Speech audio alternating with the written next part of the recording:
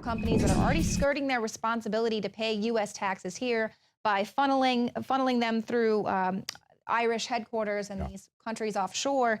But then when they actually do have jobs here in this country, they're giving them to refugees and immigrants. And nothing underscores that more, Leanne, than this article that was on Breitbart today, talking about Bill Clinton's comments saying that we're going to rebuild Detroit, but we're going to do it with Syrian refugees, not with Americans that are there. Right. Of course, Detroit used to be the center of our economy, Motown, Motor City. Now, I guess it's going to become Mohammed Town if he has his way. And he pointed out in the video that's embedded in this article, Detroit has 10,000 empty, structurally sound houses, 10,000 of those. Hey, we could bring Syrian refugees in. We could rebuild the city with it. And they point out in Breitbart, this is exactly what Donald Trump had just said. He said Hillary Clinton would rather provide a job to a refugee from overseas than to give that job to an unemployed African-American youth in cities like Detroit who have become refugees in their own country. Right. And quite frankly, if she has her way, they just brought in 10,000 refugees from Syria alone. Syria, where we have created a war, where we have created massive collateral damage, hatred for the United States. We're going to bring the people in that we cannot vet. We're going to bring them in massive numbers. They just brought in 10,000. Hillary has announced she's going to do 6.5 times that. And so the article points out that if they're able to do this, in Hillary Clinton's terms, she could bring in more people than are currently living in Detroit from the Middle East. And as Trump has said, for the amount of money she's doing, we could rebuild every inner city here in America. But I want to focus on the guy who is on the right side of that picture. As you're looking at that Clinton Global Initiative, let's talk about this Clinton crony capitalist billionaire that's on his right. That guy's name is Hamdi Ulukaya. Now, he is the guy who owns Chobani Yogurt. And what we have here is really a tale of yogurt and tuberculosis, a tale of rape and refugees, a tale of massive migration that is being pushed on us by globalist billionaires, and also control of the media in that small town, control of the government in that local small town. We're going to see all these different issues in here, but also I think the crowning achievement that we see here that has been achieved by this Hamdi Ulukaya, this guy sits on the board of the Federal Reserve.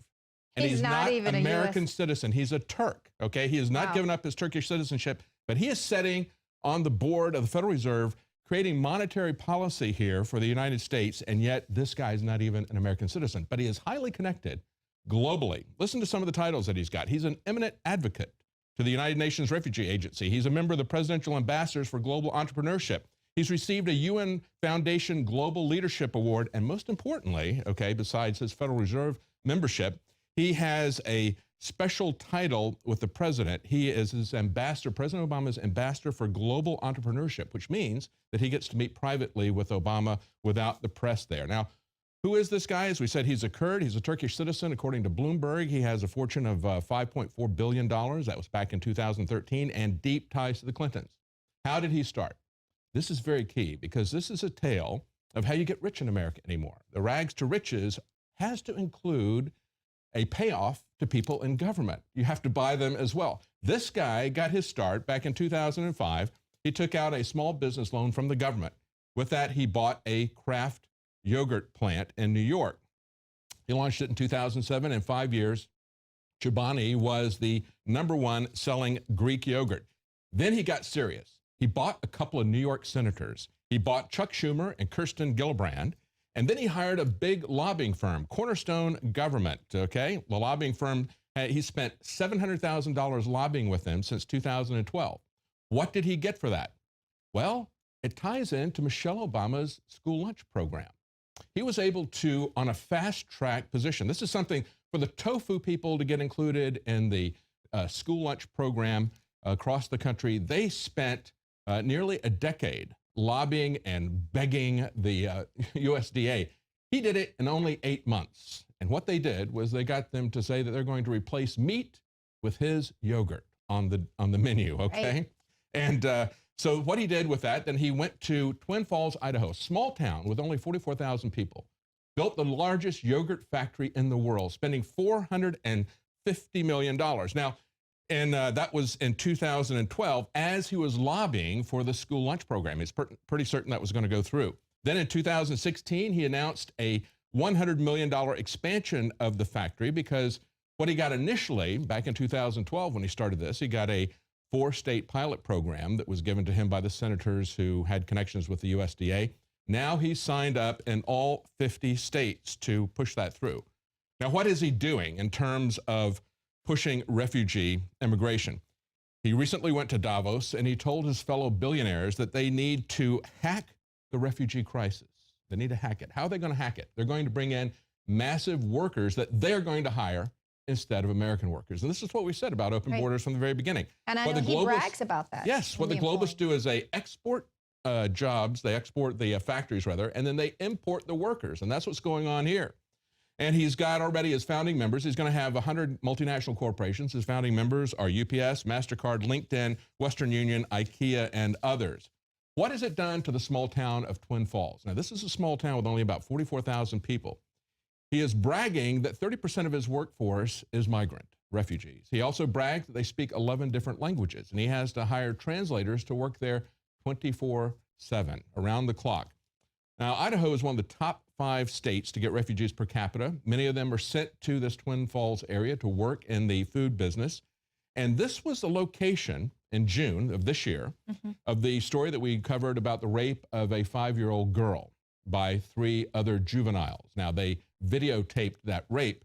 And it's an interesting story of media control as well, because not only did we have the national media like Slate calling out InfoWars and saying, this is what they said back in June. They said, the Drudge Report trumpeted the InfoWars story with the headline, Syrian refugees rape little girl at knife point in Idaho. And this long article from Slate, they said, well, this is nothing but a bunch of rumors. It was put down by the government as well as by the local press there. They all said there's nothing to this. And yet you got people like the Drudge Report and InfoWars pushing this. Now, Breitbart talked to the father. He told them that he watched 30 minutes of that recording of what they did to his daughter, the rape, the attempted rape, the urinating on her by these kids, before he couldn't take it any longer and broke down.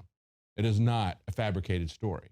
And just in this month, in August, we had a 33-year-old mentally impaired woman raped by a guy named Muhammad there in that area, in that small town in Twin Falls. So it's a case of this massive billionaire coming into this town where there's only 44,000 people. Do you think that the local city government is going to stand up to him when he's going to bring in $550 million just in expenses there, not to mention the number of people that he employs? And then the press itself, they have a monopoly on the local press. This is the way they shut it down. Warren Buffett with Berkshire Hathaway gave $11 million to the local press, and they have control of that media. This is an encapsulation of the way the crony capitalists, the multinationals work. They come in, and as I pointed out at the very beginning, I still cannot get over the fact that we've got a Turkish citizen, because he's so connected to the Democrat Party, people like Chuck Schumer, people like the Clintons, that he can set on the Federal Reserve Board, that he can bring in these people without any control, without any consent of the people who live there, by buying up the local press, buying up the local government. It's an absolute amazing story. And I know that we even reported on how some of the elected officials there said that they could press charges against anyone who would dare speak to the media or talk about, put stories out there, even on Facebook, about these refugees who raped this 5-year-old girl. They want to protect so much the refugees that are coming in to work at this plant and one of the at the expense of their citizens there. I have to put this in real quickly. They have a 500% increase in tuberculosis. That is another one of the costs, as well as $54 million from the local and state community. That's the cost of the taxpayers for this Unbelievable. Well, you got to watch where, like they say, vote with your dollars. I think I'm not going to be buying that yogurt anymore. I'm not.